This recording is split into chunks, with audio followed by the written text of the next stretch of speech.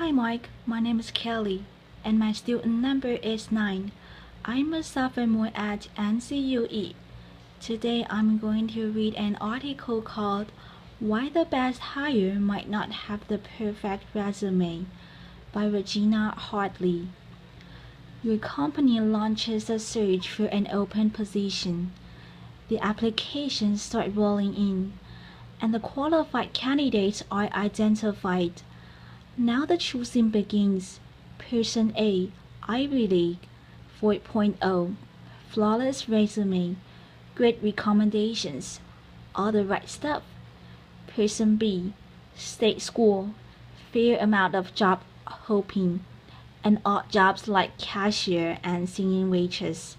But remember, both are qualified. So I ask you, who are you going to pick?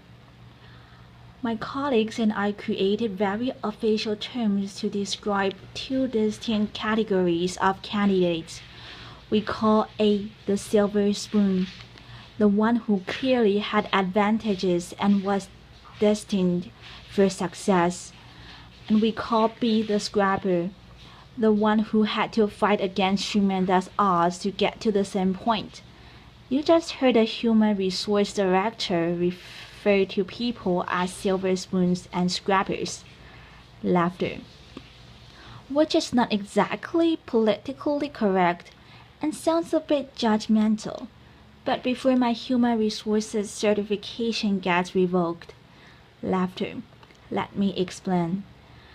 A resume tells a story, and over the years, I've learned something about people whose experiences read like a Patrick quote that makes me stop and fully consider them before tossing their resumes away. A series of odd jobs may indicate inconsistency, lack of focus, unpredictability, or it may signal a committed struggle against obstacles. At the very least, the scrapper deserves an interview. To be clear, I don't hold anything against the silver spoon. Getting into and graduating from an elite university takes a lot of hard work and sacrifice. But if your whole life has been engineered toward success, how will you handle the tough times? One person I hired felt that because he attended an elite university, there were certain assignments that were beneath him, like temporarily doing manual labor to better understand an operation. Eventually, he quit. But on the flip side, what happens when your whole life is destined for failure and you actually succeed? I want to urge you to interview the scrapper. I know a lot about this because I am a scrapper. Before I was born, my father was diagnosed with paranoid schizophrenia, and he couldn't hold a job in spite of his brilliance. Our lives were one part cuckoo's nest, one part awakenings, and one part a beautiful mind. Laughter. I'm the fourth of 5 children raised by a single mother in a rough neighborhood in Brooklyn, New York. We never owned a home, a car, a washing machine, and for most of my childhood, we didn't even have a telephone.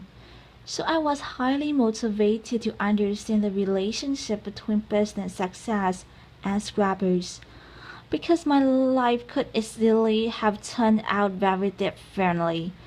As I met successful business people and read profiles of high-powered leaders, I noted some commonality. Many of them had experienced nearly hardships, anywhere from poverty, abandonment, death of a parent while young, to learning disabilities, alcoholism, and violence. The conventional thinking has been that trauma leads to distress, and there's been a lot of focus on the resulting dysfunction. But during studies of dysfunction, data revealed an unexpected insight that even the worst circumstances can result in growth and transformation. A remarkable and counterintuitive phenomenon has been discovered which scientists call post-traumatic growth. In one study designed to measure the effects of adversity on children at risk, among a subset of 698 children who experienced the most severe and extreme conditions, fully one-third grew up to lead healthy, successful, and productive lives. In spite of everything and against tremendous odds, they succeeded one-third. Take this resume. This guy's parents gave him up for adoption. He never finishes college. He job hops quite a bit, goes on a sojourn to India for a year, and to top it off, he has dyslexia. Would you hire this guy? His name is Steve Jobs. In a study of the world's most highly successful entrepreneurs, it turns out a disproportionate number have dyslexia. In the US, 35% of the entrepreneurs studied had dyslexia. What's remarkable, among those entrepreneurs who experienced most traumatic growth, they now view their learning disability as a desirable difficulty which provided them an advantage because they became better listeners and paid greater attention to detail. They don't think they are who they are in spite of adversity. They know they are who they are because of adversity. They embrace their trauma and hardships as key elements of who they've become and know that without those experiences, they might not have developed the muscle and grit required to become successful. One of my colleagues had his life completely upended as a result of the Chinese Cultural Revolution in 1966. At age 13, his parents were relocated to the countryside. The schools were closed and he was left alone in Beijing to fend for himself until 16, when he got a job in a clothing factory. But instead of accepting his fate, he made a resolution that he would continue his formal education. 11 years later, when the political landscape changed, he heard about a highly selective university admissions test. He had 3 months to learn the entire curriculum of middle and high school. So, every day he came home from the factory, took a nap, studied until 4 a.m., went back to work and repeated this cycle every day for 3 months. He did it. He succeeded. His commitment to his education was unwavering, and he never lost hope. Today, he holds a master's degree, and his daughters each have degrees from Cornell and Harvard. Scrappers were propelled by the belief that the only person you have full control over is yourself. When things don't turn out well, scrappers ask, what can I do differently to create a better result? Scrappers have a sense of purpose that prevents them from giving up oneself. Kind of like if you've survived poverty, a crazy father, and several muggings, you figure, business challenges, laughter. Really? Piece of cake. I got this. Laughter. And that reminds me of humor. Scrappers know that humor gets you through the tough times, and laughter helps you change your perspective. And finally, there are relationships. People who will overcome adversity don't do it alone. Somewhere along the way, they find people who bring out the best in them and who are invested in their success.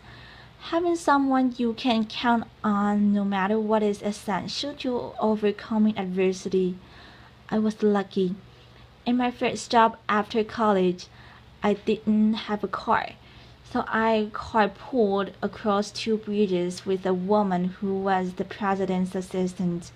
She watched me work and encouraged me to focus on my future and not dwell on my past. Along the way, I've met many people who provided me brutally honest feedback, advice, and mentorship. These people don't mind that I once worked as a singing waitress to help pay for college. Laughter. I'll leave you with one final valuable insight. Companies that are committed to diversity and inclusive practices tend to support scrappers and outperform their peers. According to Diversity Inc., a study of their top 50 companies for diversity outperformed the S&P 500 by 25%. So back to my original question. Who are you going to bet on? Silver spoon or scrapper? I say choose the underestimated contender, whose secret weapons are passion and purpose. Hire the scrapper. Applause.